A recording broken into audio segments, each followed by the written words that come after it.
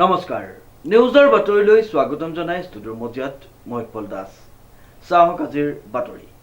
যোৰহাটৰ সৰুচৰাই চাহ বাগিচাত বাক্তি সমাজৰ কেন্দ্ৰীয় প্ৰতিষ্ঠা দিৱসটি দিনজোৰা কাৰ্যসূচীৰে উলহ মালহেৰে উদযাপন কৰা হয়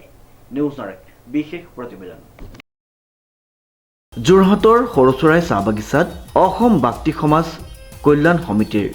16 সংখ্যক কেন্দ্ৰীয় প্ৰতিষ্ঠা দিৱস উলহ মালহেৰে পালন কৰা হয় যোৰহাট জিলা সমিতি মহিলা সমিতি আৰু প্ৰাথমিক সমিতিৰ উদ্যোগত অনুষ্ঠিত হোৱা অনুষ্ঠানত পুৱা পতাকা উত্তোলন স্মৃতি তৰ্পণ বৃক্ষৰোপণৰ পাছতেই মুকলি সভা অনুষ্ঠিত কৰা হয় সৰুচৰাই চাহ বাগিচা বাক্তি সমাজ কল্যাণ সমিতি যোৰহাট জিলা সম্পাদকৰ বাসগৃহত অনুষ্ঠিত হোৱা প্ৰতিষ্ঠা দিৱসৰ মুকলি সভাত অসম বাক্তি সমাজ কল্যাণ কেন্দ্ৰীয় সমিতিৰ উপসভাপতি দেবেন বাক্তিয়ে নিৰ্দিষ্ট বক্তা হিচাপে উপস্থিত থাকি প্ৰতিষ্ঠা দিৱসৰ তাৎপৰ্য ব্যাখ্যা কৰে আজি সমগ্ৰ অসমবাসীয়ে আমাৰ বাক্তি সমাজত আজি কেন্দ্ৰীয় প্ৰতিষ্ঠা দিৱস 16তম কেন্দ্ৰীয় প্ৰতিষ্ঠা দিৱস যাপন কৰিছে গতিকে আমি যোৰহাট জিলা আজি যোৰহাট জিলাই অন্যান্য আলোচনা বিলোচনাৰ কাৰণে কেন্দ্ৰীয় সমিতিৰ মাজত অলপ আলাপ আলোচনা হোৱাত অলপ পলম হোৱাটো আমি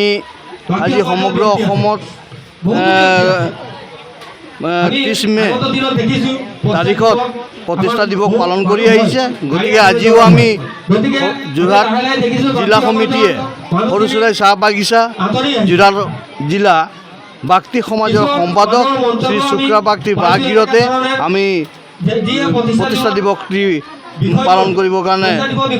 এক গোট হৈছোঁ গতিকে আজি আমি সমূহ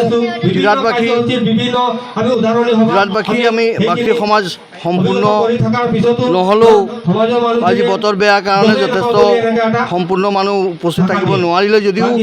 গাঁও প্ৰতি আমি 4জন 3জন 5জন এনেকৈ আহি আজি প্ৰতিষ্ঠা দিৱসটি পালন কৰিছে গতিকে আমাৰ খুবেই ভালে লাগিছে ইমান বতৰ বেয়া যদিও আজি আমাৰ বাক্তি সমাজে আহি উপস্থিত হৈ এই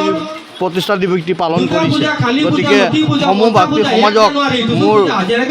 যোৰহাট জিলা সম্পাদক হিচাপে মই সকলোকে মই সন্মান যাচিছোঁ আৰু সন্মান জনাইছোঁ আৰু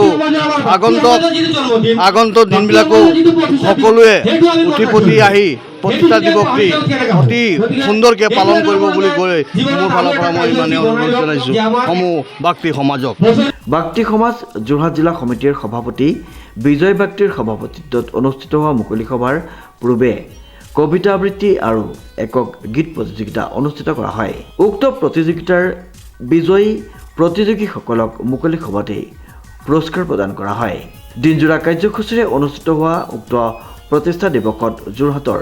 বিভিন্ন প্ৰান্তৰ বাক্তি সমাজৰ 200ৰো অধিক লোকে অংশগ্ৰহণ কৰে উল্লেখযোগ্য যে এটি শিশুগীত পৰিৱেশনেৰে আৰম্ভ হোৱা অনুষ্ঠানত বাক্তি সমাজৰ কেইবাগৰাকীও হাইস্কুল শিক্ষান্ত আৰু উচ্চতৰ মাধ্যমিক চূড়ান্ত পৰীক্ষাত সুখ্যাতিৰে উত্তীৰ্ণ হোৱা ছাত্ৰ ছাত্ৰীক অভিনন্দন জ্ঞাপন কৰা হয় প্ৰশান্ত গায়নৰ ৰিপৰ্ট নিউজ নাও।